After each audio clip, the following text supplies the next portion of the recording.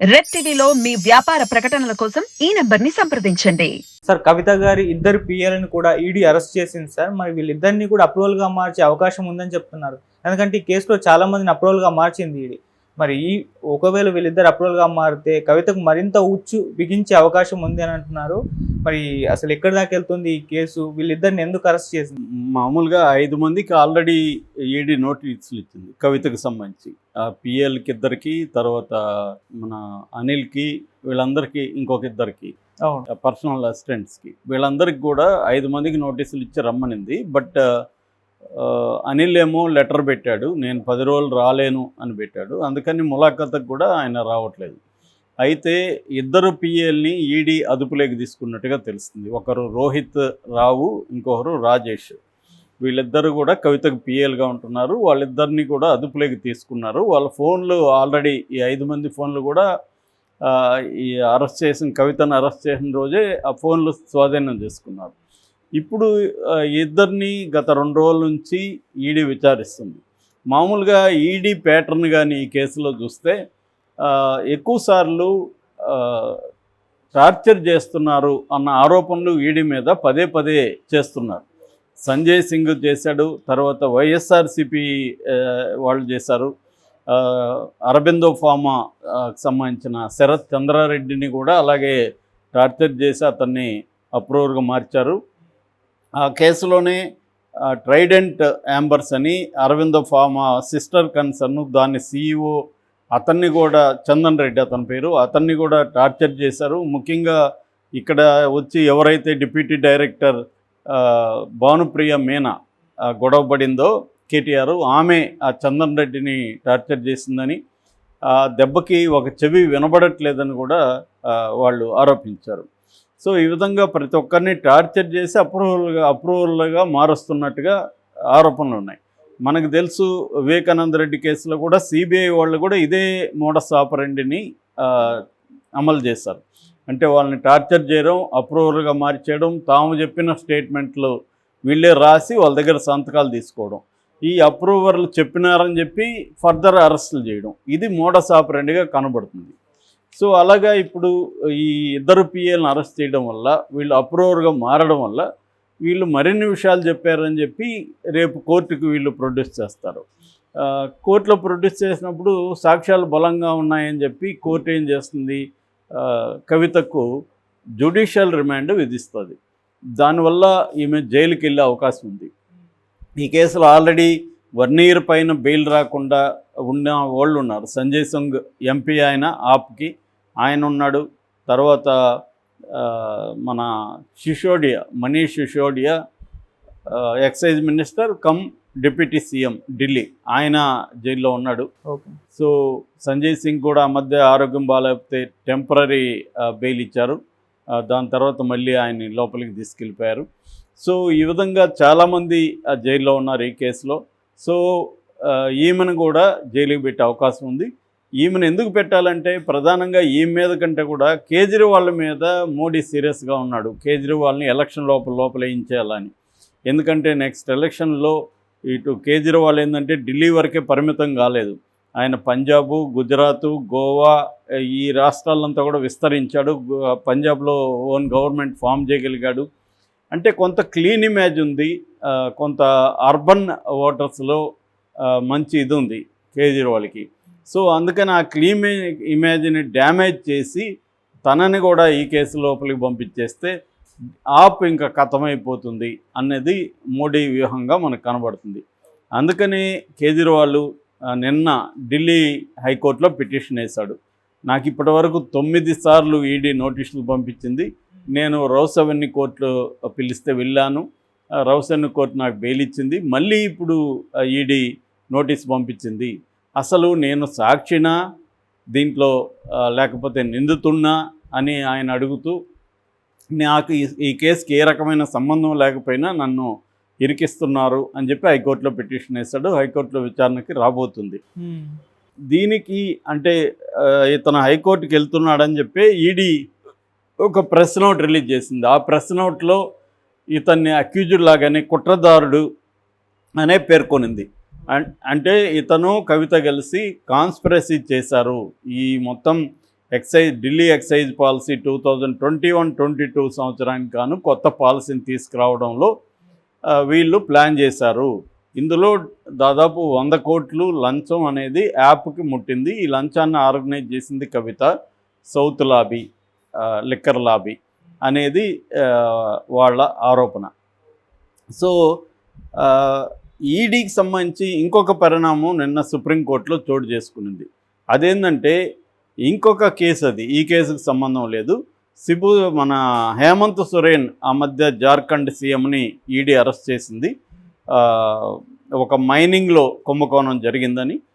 ఆయన అనుచరుడు ప్రేమ్ ప్రకాష్ అదే కేసులో 11 నెలల నుంచి జైల్లో ఉన్నాడు. సుప్రీంకోర్టు నిన్న జస్టిస్ సంజీవ్ ఖన్నా, జస్టిస్ దీపాంకర్ దత్తా ఇద్దరు కూడా ఒక కామెంట్ చేశారు ఈడీ మీద. 11 నెలలుగా జైల్లో ఉంటే అతను డిఫాల్ట్ బెయిల్కి మీరు అడ్డుపడుతూ సప్లిమెంటరీ ఛార్జ్షీట్లు వేస్తూనే ఉన్నారు. ఇది కరెక్ట్ కాదు.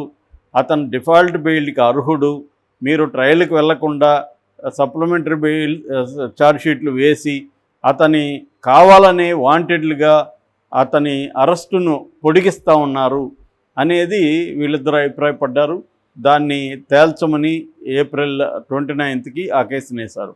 అంటే పిఎంఎల్ఏ అంటే prevention of money laundering act 2002 దాని ప్రకారం ఏంటంటే మామూలుగా ఐపీసీకి, సిఆర్పిసికి, పిఎంఎల్ఏకి ఒక తేడా ఉంటుంది. మామూలుగా సిఆర్పిసి, ఐపీసీ ప్రకారం అయితే ఒక మనిషిని అరెస్ట్ చేస్తే ఆ అరెస్టు చేసిన తర్వాత ఛార్జ్షీట్ కానీ పెట్టి త్వరగా ఛార్జ్షీట్ పెట్టి దర్యాప్తు ముగించకపోతే, అంటే 6 నెలల నుంచి, అంటే 60 రోజుల నుంచి 2 నెలల నుంచి 3 నెలల లోపల, 60 రోజుల నుంచి 90 రోజుల లోపల కానీ ఛార్జ్షీట్ వేయకపోతే అతను డిఫాల్ట్ బెయిల్కి అర్హుడు.